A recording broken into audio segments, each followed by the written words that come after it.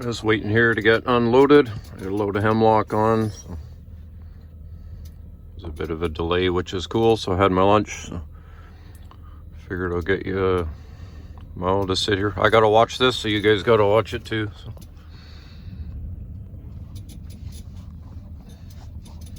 Not much to say about it. Logs go on the truck, logs go off the truck. So.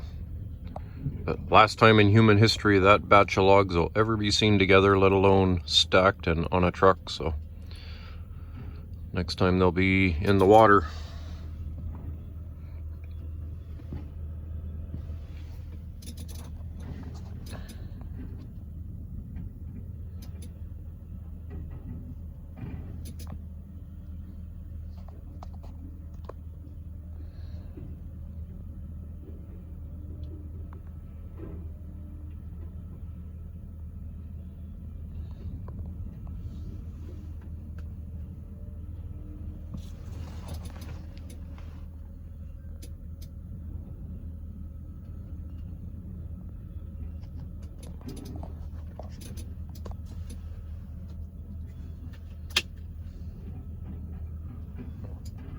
Clean the screen for your viewing enjoyment.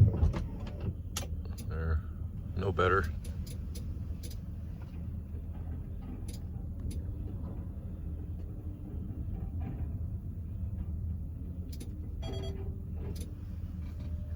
So the logs are all laid out for what's called scaling, which has nothing to do with fish. So the log scalers will walk over those. They'll measure the top size, the butt size, and they got their own set of measurements, like rads, which are like 3/4 of an inch. They use a log scale rule. They will grade them, whether they're H&I grade, standard, embedders, pulp, peelers. There's telephone poles go on the other side there. Oh, there's the scalers. Roger, he used to scale at our mill, and his wife. They're out there. So they'll grade them and scale them. So they'll see what they make. Like an H&I log called a standard embedder would be a 15-inch inside a bark top diameter, and that would make your best saw log for normal lumber, because to make a 12 by 12 12-inch lumber, you need a 15-inch diameter to make 12-inch square. Just like an 8-inch top is another big deal. I think you need an 8-inch top to make a 6-inch cant. So some of these numbers are pretty important if they don't make it. So they'll check, like some of those long logs, it's harder to get the big top size on. So you get better scale and grade with short logs, but it costs more to haul short logs.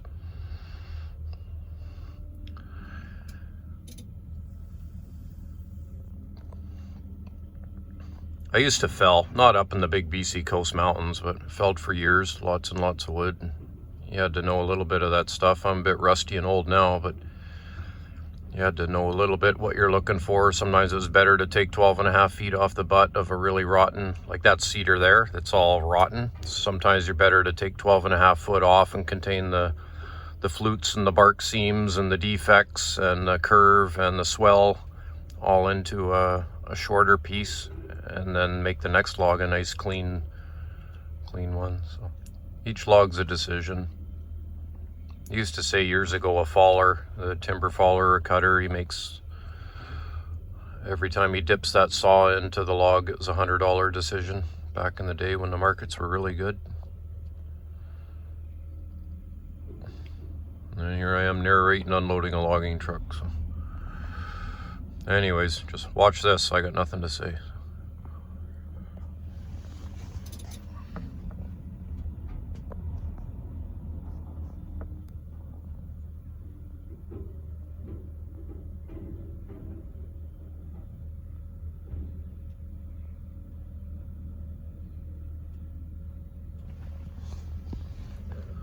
It's too quiet in here. So I think cedar logs are like 35 foot, 37, 39, 41. Everything's 41. I think the Americans, everything they do seems to be 41, which I'm guessing is just two 20-foot saw logs with 6 inches of trim in each one.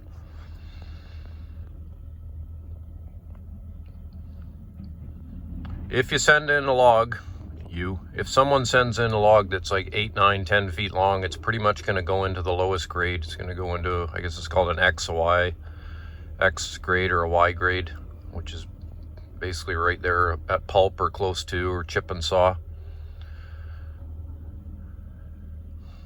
I think you got to be, was it? I think they like the 16.5s and longer to get good grade.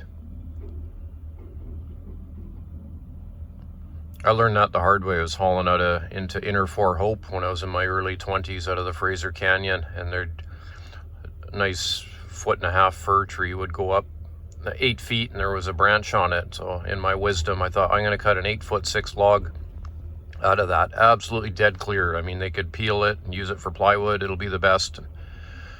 That's one good thing about doing your own falling, skidding, and hauling, is you get to see the process the whole way through. So I got to learn about that, and then the scaler guy come over one day. He says, who the heck is cutting all these 8-foot logs? I said, I'm making grade, and he was not impressed, told me all about that. Anything under 12 goes straight to garbage. So, all right, he's waiting for me. Talk to you later.